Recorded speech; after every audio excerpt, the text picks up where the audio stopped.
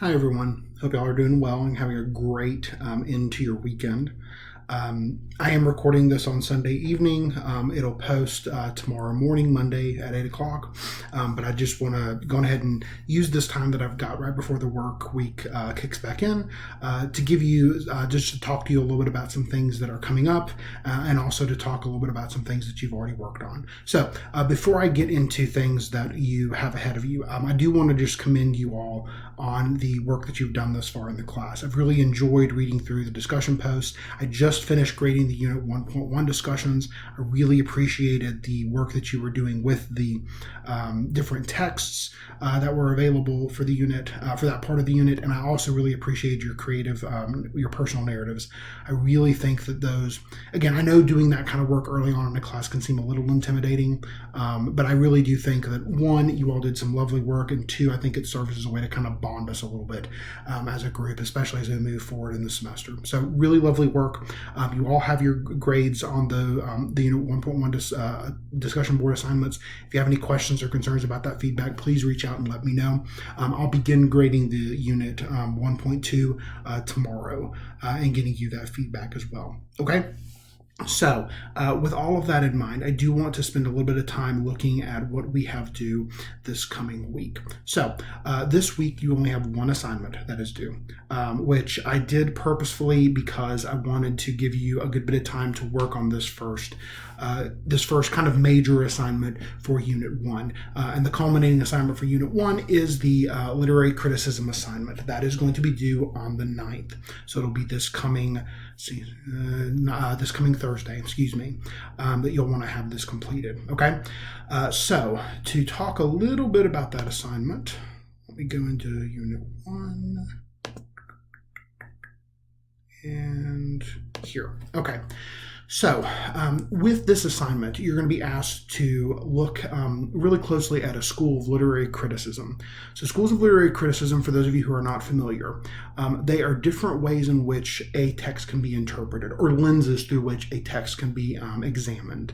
There's a good number of them out there in the world of literature and academia, honestly, in higher education. There's a lot of different ways that you can approach critically looking at a text.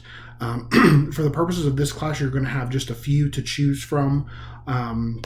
So some of the major ones that we're going to play with in this class, and again, I won't go through all of this in depth. You do want to make sure to spend some time in the content and really read through and watch these videos.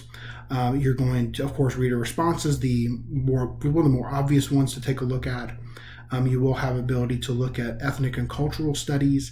You'll have the option to look at some gender and sexuality studies, specifically looking at the feminist theory, queer theory, and then of course psychoanalytic, and looking at structuralism and semiotics. All of these are really fruitful. I did want to point out with ethnic and cultural studies, the ones that you can take a look at are, of course, critical race theory and post-colonial criticism. So there are some different options available to you, okay? The reason why it's really important to cover these particular schools of thought, especially in a class like this, is because these schools of thought kind of serve as a base on which you can use to examine really any text in a critical way. And honestly, it's a way that you can examine a text in a critical way, not just in an English class, but also in some other classes as well.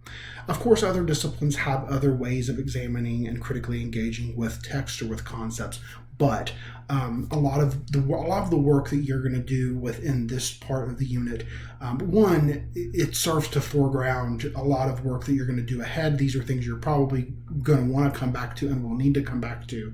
But a lot of the work that is done here in this part of the unit does inform a lot of other things that you may encounter in other classes. Also, I'll be honest with you, it's really interesting. It's really interesting to look at a text and think about what it means, but also what it means through certain lenses and through certain approaches. So a couple of things you'll want to note here. Of course, there are some different web pages and content you want to read through. There are some resources to help you with citing in MLA style, and I did add in another resource, which I'll point out here in just a second, that helps with that. There's an example of what the literary criticism assignment should look like. I really encourage you to take a look at it.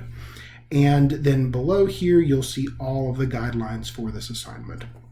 So what this assignment is going to ask you to do is in different parts. First part, choose one of the schools of literary criticism from Unit 1 besides reader response. You can't choose reader response because reader response is one that a lot of us do anyway. And this assignment's going to have you kind of flexing your muscles a little bit, those analytical muscles, those the ways in which you might examine a text. So you can choose any of them except for reader response. And again, here those are listed for you. And of course, there's some resources here to help you learn more about those in specific detail. Okay? Then you're going to select a creative or artistic work. It could be a text, a video, a piece of art, however you want to look at it, to apply that theory to. Ideally, choose something that's interesting or exciting that you will enjoy thinking about critically. Okay, so you can choose to look at feminist theory and pair it with a film of your choice or a music video of your choice. Queer theory, apply it to a novel that you've read or a short story that you've read. You could choose psychoanalytic and pair it with a piece of art that you're familiar with. Again, you can really get creative here, but you do, again, want to choose something that's interesting and engaging to you that you will have no problem examining and writing about. Okay? Then you're going to, of course, spend some time explaining some of the key concepts about your particular theory, including some in-text citations. And then you're going to introduce your chosen media work and provide a link to it and discuss why that particular theory applies to the text that you've chosen, to that creative piece or piece of media. And then you'll also include an MLA style citation for the sources that you've used. So I'm not going to go into all of the details here. I do want to keep this video somewhat brief, but you'll see all of these instructions here. There are links embedded within it. I strongly encourage you, with tomorrow being the 6th when you'll get this video, spend some time looking through the stuff in this part of the unit. On Monday, if you haven't already started doing so, that way as you move up towards the Thursday deadline, you're not overwhelmed with so much that you've got to try to digest at the last minute. Okay? Now, the last thing I want to point out to you, if you're looking at the content section of the course, and you'll see the different modules and different tabs down here, you will see at the very bottom there is one titled Helpful Writing Resources. So from your introduction boards and the plagiarism boards, I kind of kept beside me some notes of things that you all as a class were generally struggling with. And here is a list of resources that kind of encapsulates, I believe, most of them. If it doesn't hit on some of them, I'll be pulling in other resources. But these are here for you. They either, all of them link to a website. One of them actually is a PDF document. And I really encourage you to use these regularly. I'll be linking to these in some of the discussion feedback I give you, because that's one of the functionalities within the course is I can pull in something that's very specific from the course content. This is now part of the course content. Again, you'll see you've got some stuff here on editing and proofreading. These two things deal with commas, semicolons, colons, dashes, run-ons and fragments, so on and so forth. And there's another link down here that links to OWL at Purdue for help with MLA style, and the overall OWL at Purdue link. OWL at Purdue is a great free resource when it comes to helping you with writing, grammatical issues. It's a one-stop shop, and it is free and online. So I definitely suggest, if you've never taken a look at it, click on this link, do a little bit of digging, you'll find some amazing stuff. So one of the things I do want to show you, because this is probably one of my favorite resources in this course that I use with this course. This is a handout called the 10 Commandments. This is something that when I ran the Writing Center at West Georgia, I would give out to students and classes like candy.